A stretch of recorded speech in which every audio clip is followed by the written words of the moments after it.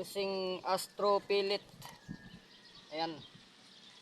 Nagsirod tayo kanina sa 20 meters. Sinubukan natin ngayon ng pabigla sa 75 meters.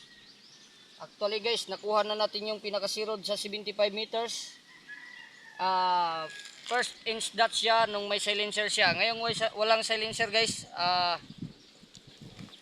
Yung walang silencer guys, susubukan natin guys kung effective pa rin ba siya sa first inch dot na 6 o'clock. Sige, try natin using Astro Pellet. Yung plate ang patatamaan natin guys. Tignan natin kung accurate pa ba siya.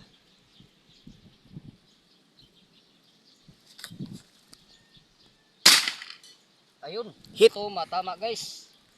Isa pa.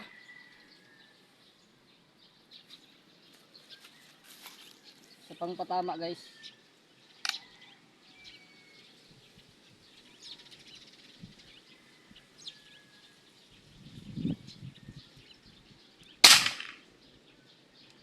Drop pa. Drop guys. Nagmimintis tayo guys. Nasa baba dumaan ang bala. Isa pa guys. Dito natin masusubukan yung walang silencer guys. Kung gaano ka-effective yung range niya. Kasi nung may silencer siya kanina, lagi tayong nakakapagpatama. Ngayon naman ay tignan natin kung ganoon pa rin ba.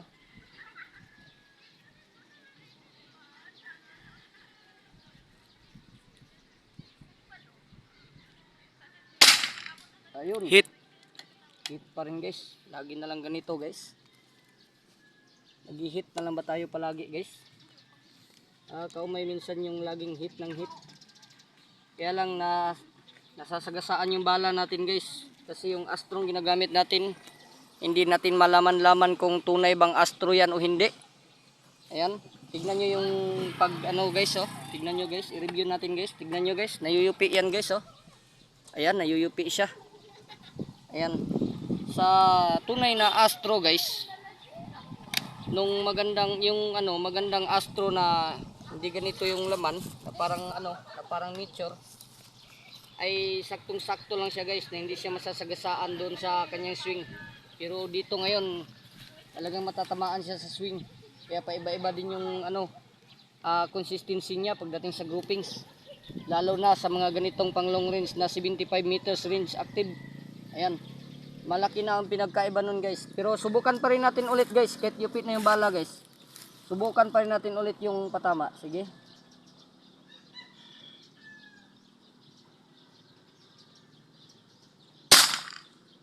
Ayun. Hindi na tayo nag-hit guys. Yan ang sinasabi ko guys. Na kapag ang bala ay nayuyupi, medyo may kakaiba ng konti yun guys. Doon pa rin yung range niya. Pero hindi mo na siya mapapatamaan ng maayos. Hindi ito katulad sa dating Astro na ginagamit natin. Buti nga ngayon walang yupi yan. So sige, tignan natin ngayon kung makakapagpatama ba siya. Walang yupi na yan ha.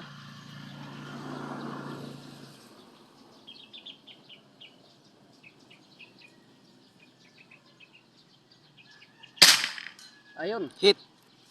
Kapag maganda yung pasok ng bala guys, maganda rin yung patama guys. Sa wild duck hunting nito guys, kapag ang bala mo nayuyupi ay hindi mo na mapupuruhan yung isang target, lalong lalo na pag wild duck na ang pag-uusapan, kasi mga yun, pang long range talaga yun. Ayan, nasisira yung bala. Pero sige lang, i-range pa rin natin siya. Tignan natin kung gaano kaganda tong na to, yung balance ng kanyang tono.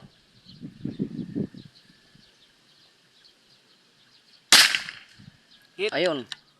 Hit pa rin. Sige. Isa pa guys, isa pa. Hindi pa tayo guys eh. Hindi pa tayo nagsasawa guys. Sarap kasing mag-range ng ganito guys. Lalong-lalo na kapag ganadong-ganado yung Kaya lang medyo mahangin guys oh. Malakas ang hangin guys. Kung napapansin nyo, malakas yung hangin.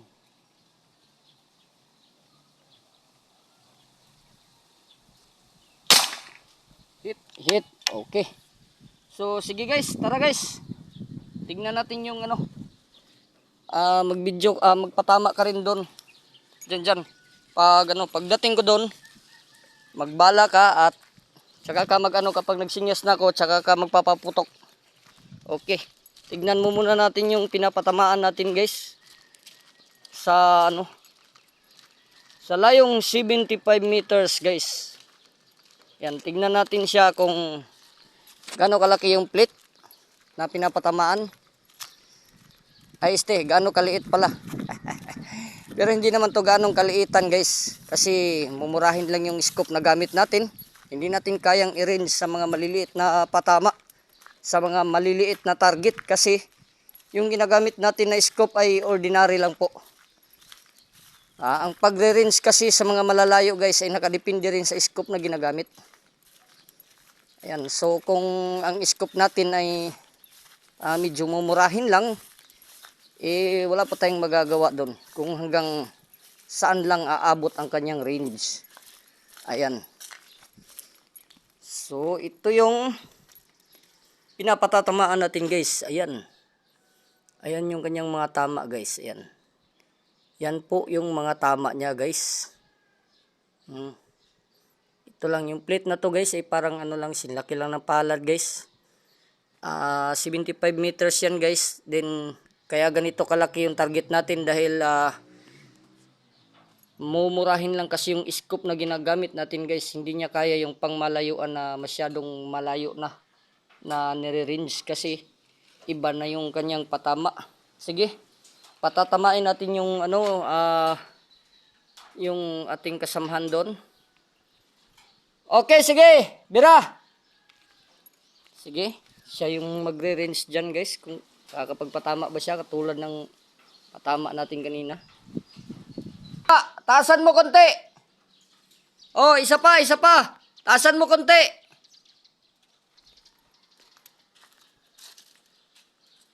Shooter's error yun guys.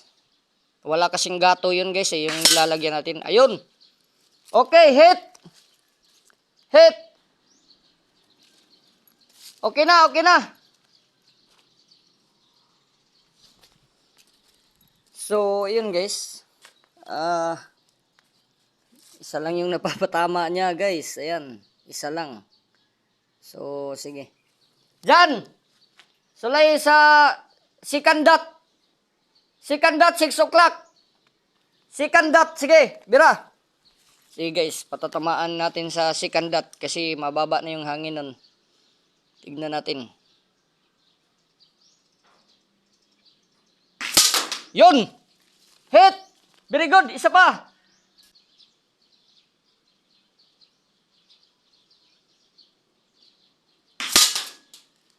Hit! Isa pa.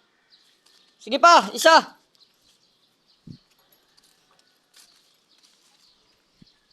Hit lang ng hit guys.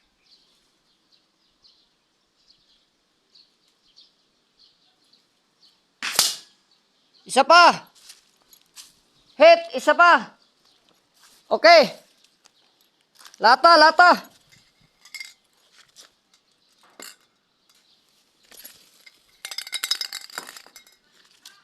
Yung lata na yan guys, patatamaan natin guys. Sige. Papunta tayo doon sa nagre-range. Ayan. Sige nga, kung sakaling wild duck yan, kung mapapatamaan ba niya yan. Tignan natin.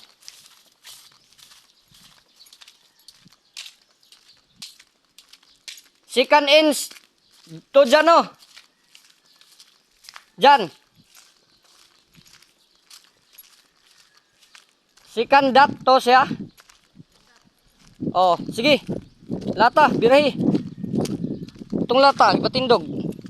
Hindi makita. Oh, second dot rin gamita.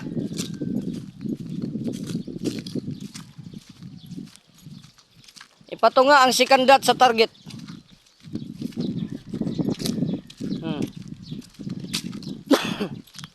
Yan, dito yung nagre-range guys. So, ayun. Sige. Second dot inch. Hindi makikita halos guys kasi mababa pala yun, masyado yung pinaglagyan.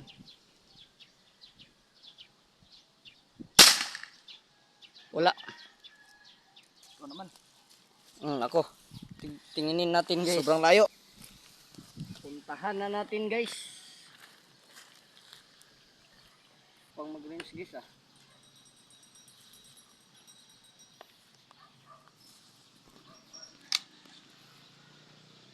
dito tayo.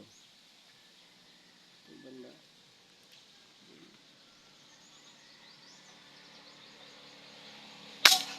Ayun, Hit. tinamaan. Tinamaan guys. Hit. Yung isa guys. Tingnan natin yung isa. Di kitang isa. Masyadong mahangin guys, pero subukan natin guys. Ini tuloy yung distansya naman. Hindi ko na makikita guys, natatabunan sa ano guys, sa damo. Ayan. Patayin mo muna yung ano dyan. Mga tawag. Hit. Ayun! Walang kamintis-mintis. Okay. Nice. Puntahan natin yung range guys. Yung nire-range natin, puntahan natin. Ayan. Sige guys, puntahan natin yung nire-range natin na ano, mga lata guys. Sinubukan ko lang naman guys eh. Makakapagpatama ba tayo sa 75 meters? Ayan. Akala ko magmimintis ako doon guys ah. Sa ano 75 meters kasi medyo masyadong malayo na talaga doon guys. Kung sa scope na to ang pagbabasihan. Kasi yung scope na kasi na ginagamit natin na yan guys ay wala na guys. Nagbablurred na siya sa 75 meters. Dahil sa ano lang siya, mumurahin lang siya guys. Yan, mumurahin lang kasi yung scope na ginagamit natin. Kaya ayun, hindi natin siya kayang i-range dun sa pinaka mas malayo pa sa expectation natin. Pero at least napapatamaan natin siya guys, no. Tingnan natin yung lata guys. Saan yung isa dyan? Nawawala yung isa dyan. Andun pala. Baka puro daplis lang yung patama natin guys. Ay, hindi daplis guys. Talagang tumagos siya guys sa likod. Hindi na niya kayang naipatagos pa doon pa sa pinakalikod guys. Nayuyupi na yung bala doon sa ilalim eh. Ayan, itong isa naman nadaplisan lang. Ayan, daplis nga guys. Ito yung tinamaan guys oh. Dito dumaan yung bala guys. Ayan. Ayan oh, nayupi lang oh. Yung isa naman ay dito siya tinamaan. Mababa pa pala siya doon sa ano kasi yung first inch dot natin dito natin pinapatama yun eh. Yan, kunti lang pala yung diferensya nun. Okay, so overall, maganda yung patama. Ayan, dito laging tumatama kanina guys, yung patama natin. Ayan. Hindi na maganda yung groupings niya kasi pangit yung scope na ginagamit natin. Parang nag-i-estimated tayo sa layong 75 meters. Using yung unit natin guys ay ang Junior Mangio Ribbon na converted to PCP. Ayan, may magandang silencer. Meron siyang DBB barrel. Ayan, 20 inch lang yan guys. Yung DBB barrel natin. And then meron siyang scope na mumurahin lang guys, yung BSE lang. Pero at least nakakapagpatama tayo sa layong 75 meters. Bibira na lang tayo nagre-range ng mga ganong layo guys. At ayun guys, nandun yung pwesto natin kanina. So hanggang dito lang muna yung video natin guys. Ayan. Maraming salamat po at God bless po para sa ating lahat.